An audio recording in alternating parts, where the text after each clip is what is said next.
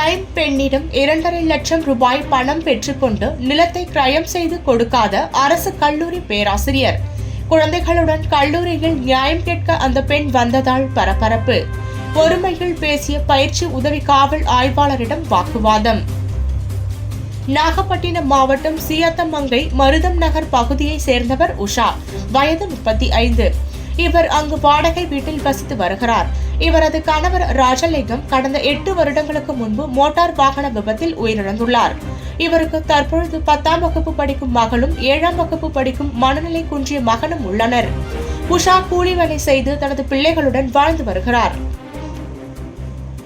இந்த நிலையில் கடந்த 2.5 ஆண்டுகளுக்கு முன்பு சீயத்தமங்கலம் பகுதியை சேர்ந்த அரசு கல்லூரி பேராசிரியர் ஜெய்சங்கர் என்பவரின் நிலத்தை வாங்குவதற்காக அவரது வீட்டிற்கு சென்று 2.5 லட்சம் ரூபாய் பணத்தை உஷா மற்றும் அவரது சகோதரர் ஆகியோர் கொடுத்துள்ளனர்.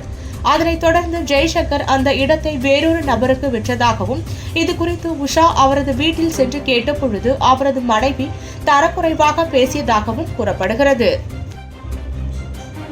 இதனையடுத்து தொடர்ந்து அந்த பணத்தை திருப்பி கொடுக்காமலும் நிலத்தை கிரயம் செய்து கொடுக்காமலும் ஜெய்சங்கர் ஏமாற்றி வருவதாக கூறப்படுகிறது.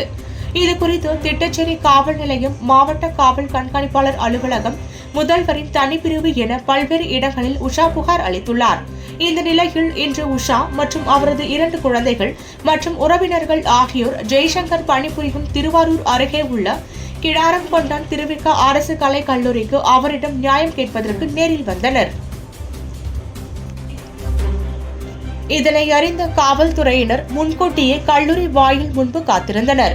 அப்பொழுது பயிற்சி உதவி காவல் ஆய்வாளர் ஒருவர் பேசிக் கொண்டிருக்கும் பொழுது உஷாவின் உறவினரை வாப்போ என்று ஒருமையில் பேசியதால் அவர் கோபமடைந்து, நானும் இன்ஸ்பெக்டர் மகள்தான், என்னை எப்படி நீ வாப்போ என்று ஒருமையில் பேசலாம் என்று வாக்குவாதத்தில் ஈடுபட்டனர். இந்த நிலையில் ஜெய்சங்கர் 3 நாட்கள் விடுப்பில் இருந்த காரணத்தினால் உஷா மற்றும் அவரது உறவினரை காவல்துறையினர் கல்லூரி முதல்வரிடம் அழைத்து சென்றனர்.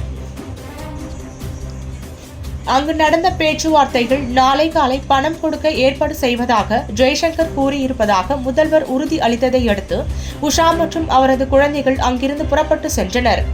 மேலும் காவல்துறையினர் அவரை சம்பந்தப்பட்ட காவல் நிலையம் சென்று மீண்டும் முறையிடுமாறு அறிவுறுத்தி அனுப்பி வைத்தனர். விதவை பெண் ஒருவர் நிலத்திற்கு பணம் கொடுத்து பேராசிரியர் ஏமாற்றியதாக அவர் பணிபுரியும் கல்லூரி வாயில் முன்பு நியாயம் கேட்க வந்ததால் அங்கு சிறிது நேரம் பரபரப்பு ஏற்பட்டது.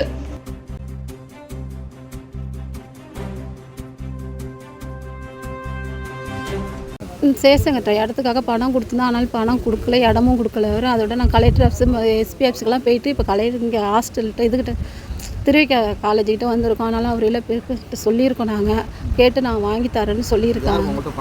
சேஷங்கருங்க சார். இங்கே காலேஜில் சாராக இருக்காங்க. இங்கே